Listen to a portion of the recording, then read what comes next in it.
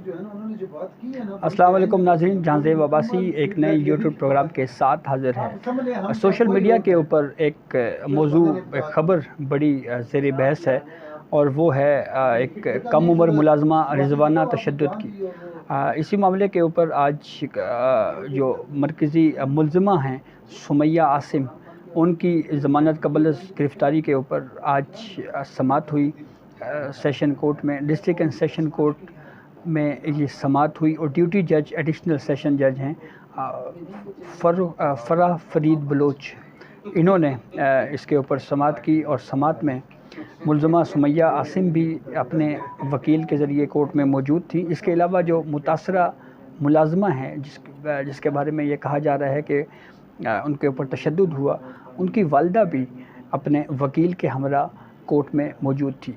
Court proceeding के ऊपर तो बात करते हैं, काफ़ी डिटेल हेयरिंग हुई, लेकिन एक चीज़, एक नया नुक्ता सामने आ रहा है।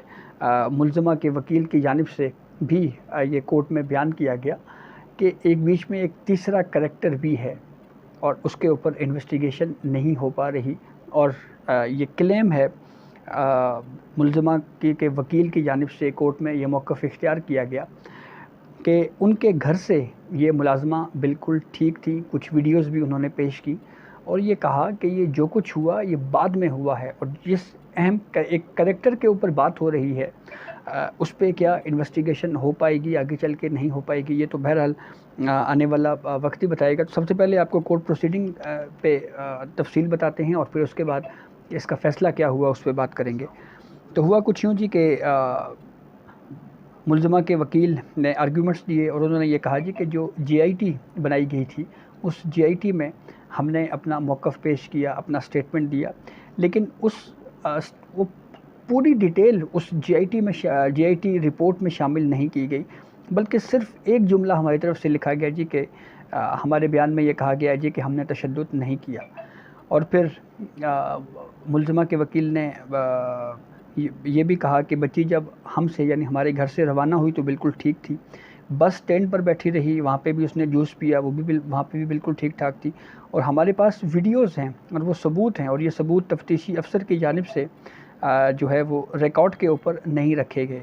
तमाम इसके ऊपर जज ने ये कहा कि आपके दिफा में आपके पास जो भी सबूत हैं वो तफ्तीश में लाए जा सकते हैं। फिर उसके बाद जो वीडियो रिकॉर्ड था वो पुलिस को कोर्ट ने कहा कि जी आप हासिल करें, जीआईटी रिपोर्ट आने तक केस की समाअत मुलतवी नहीं की जा सकती, ये ऑब्ज़र्वेशन जज की जानिब से दी गई। फिर उसके बाद मुलज़मा के वकील ने कोर्ट को ये भी बताया कि वीडियो में आप देखें बच्ची जो है वो बिल्कुल ठीक नज़र आ रही है और एफआईआर में जो लिखा गया है हकीकत में ऐसा कुछ भी नहीं है। और फिर उसके बाद ये आर्गूमेंट भी कोर्ट के सामने रखा गया कि कोर्ट से कबल जो हमारा मीडिया ट्रायल शुरू कर दिया गया, जो अभी भी हो रहा है।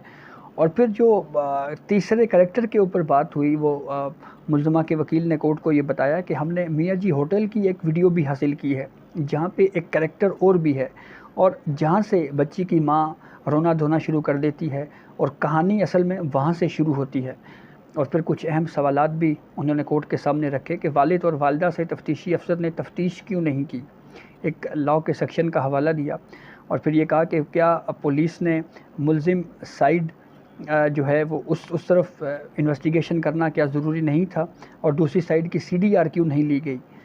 फिर उसके बाद ये मौक़िफ़ भी इख्तियार किया गया कि हम किसका मौक़िफ़ तस्लीम करें। ये मुलज़मा के वकील के ने आर्गूमेंट्स था और ये कहा कि जो मंगा है क्या उसके मौक़िफ़ को तस्लीम किया जाए। अच्छा, यहाँ पे एक वज़ाहत ज़रूरी है कि जो एक करैक्टर है मंगा, ये कंप्लेनेंट हैं या शमीम बीबी का या मुख्तार का या फिर मेडिकल रिपोर्ट को हम माने। फिर उसके बाद सेकंड फ़ेज़ में जनाब आर्गूमेंट शुरू हुए प्रोसिक्यूटर के, और प्रोसिक्यूटर ने ये कहा जी कि जिस वीडियो के ऊपर बात की जा रही है ये तो वीडियो ही फ़र्ज़ी है और तफ्तीशी अफसर को ये हिदायत नहीं दी जा सकती कि किस तरह तफ्तीश करनी है और किस तरह तफ्तीश नहीं करनी।